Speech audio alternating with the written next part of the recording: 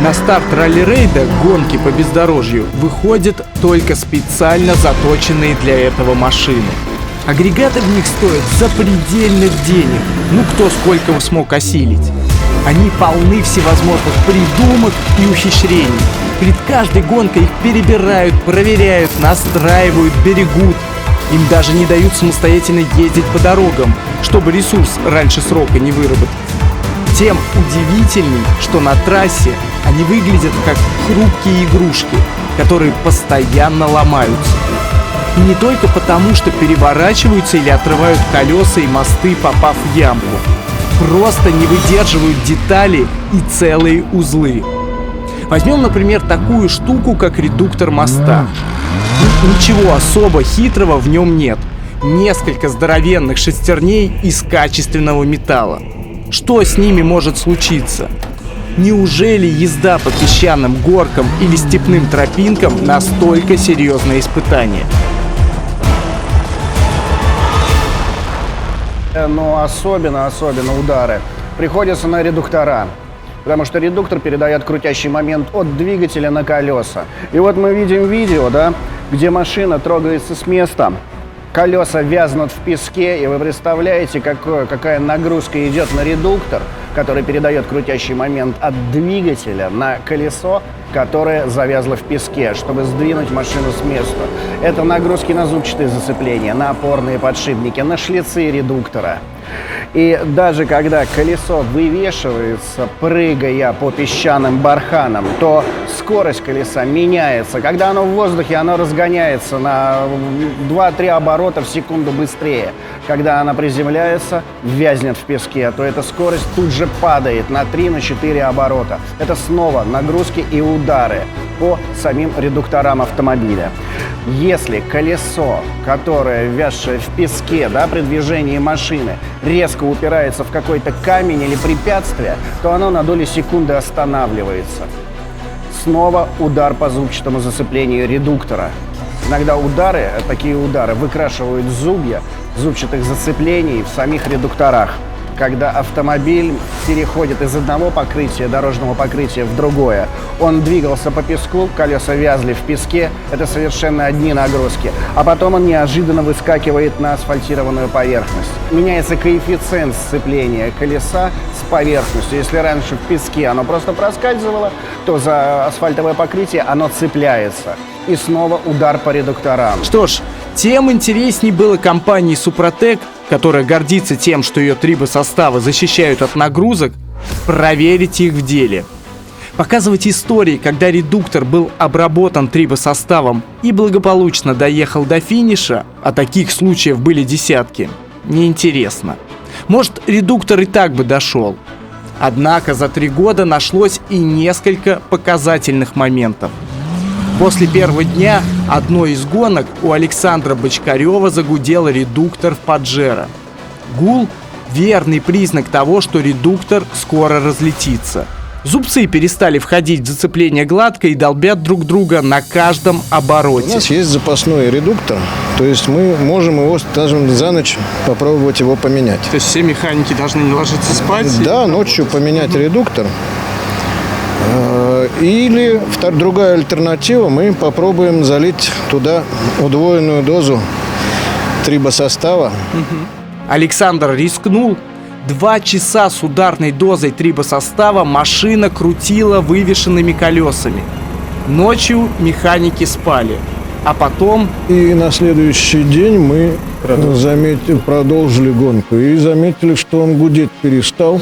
Чуть-чуть еще подгуживал на обратные нагрузки, то есть в режиме торможения двигателем. Потом был еще один этап гонки, где мы просто уже начали забывать, что такая проблема была. То есть вы после гонки решили ничего не менять?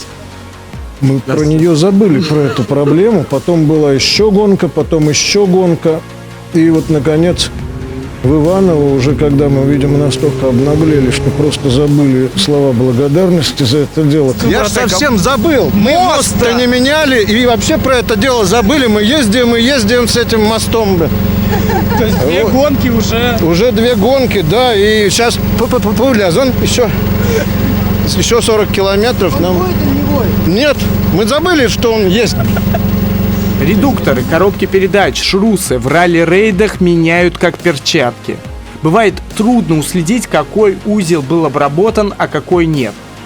По счастью, историю одного редуктора на собственной Ниве Супротек Рейсинг удалось проследить от начала до конца. То есть вот мы сейчас его закроем, поставим на прототип, и уже больше открывать и обрабатывать не нужно. Он пройдет весь шелковый путь. С этим редуктором Нива прошла предварительные тесты, 10 тысяч километров от Москвы до Пекина и еще 2 этапа чемпионата России. Каков результат? Сейчас наши механики разобрали задний мост от Нивы. И должен честно сказать, то, что по пятну контакта, по износу главной пары я в хорошем смысле удивлен. Потому что по моим ощущениям и потому что мы наблюдаем на других спортивных машинах, такое ощущение, что главная пара прошла всего 1000 километров. Поэтому, в общем, видимо, состав действительно работает и работает очень прилично. Неожиданно яркий казус приключился и с обработкой редуктора в гражданской машине сопровождения. В «Шевроле Ниве», на которой Антон Воротников проехал шелковый путь 2016. В какой-то момент трансмиссия загремела. Подозрение пало на раздатку. Давайте пройдем к нашей Ниве. У нее, к сожалению, загудела раздатка, она тоже не выдержала этого пробега. Мы так и грешили бы на раздатку, если б не Владимир Чагин.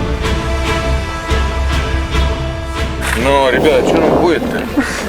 Так, ну это можно не писать. Немного раздатка. Рахочек, ой. В нем раздатка, так, судя по всему, полетела. И мы... Раздатка с переднего моста. Конечно же, Владимир Чагин был прав. Такие люди не ошибаются. В шниве гудела не раздатка, а передний редуктор.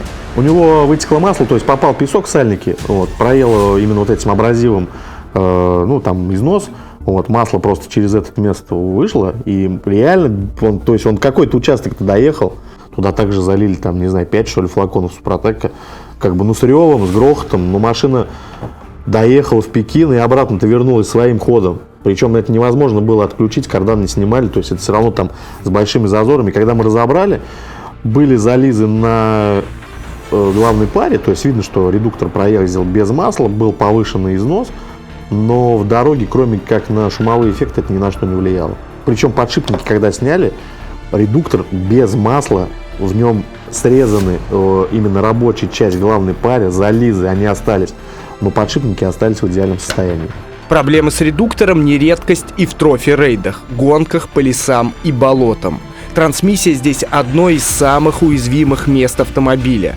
Ведь броды и преодоление водных препятствий – один из главных элементов трофи. Из-за постоянного контакта с водой масло в редукторах теряет свои свойства. При длительном воздействии таких, скажем так, субпродуктов на металл возникает не только коррозия, да, возникает повышенный износ. И от этого очень здорово помогает как раз-таки обработка составами Супротек, которые образуют не только такую как бы защитную пленку с точки зрения снижения уровня трения, но она еще и антикоррозионную функцию хорошо выполняет. А иногда составы Супротек спасают редуктор не только от воды, но и от камней. На подъезде к спецучастку он на УАЗе Патриот на своем стукнулся мостом, ну, в колее, там, в траве, не заметил камень. Ну, стукнулся, у него усиленные крышки стоят, все как положено, все здорово. А в город приехал, оказалось, не все нормально. Пока выезжал, просто глиной немножко трещина забилась, а он при ударе сломал себе крышку на переднем редукторе. И масло все вытекло, а до города, наверное, ну, около 100 было. И он ехал-то совершенно в обычном режиме, совершенно не задумываясь о том, что у него там масла нету. А обнаружил уже в городе, когда реально там, пока разгружал машину, увидел, что у него по луже расплывается огромное масляное пятно. И когда уже залез, внимательно посмотрел, увидел, что дождиком эту глину смыло, и там хорошая трещина, и масла в редукторе уже нет совсем. Вот, ну, поскольку он тоже достаточно давно обрабатывает машину Супротеком, как бы, в общем-то, он на следующий день снял крышку, посмотрели, что пара совершенно в нормальном живом состоянии, хотя видно, что она работала без масла, как бы там все сухо уже вообще. Это тот самый эффект, который значится на каждой коробочке трибосостава. Защита агрегата в случае аварийной потери смазки.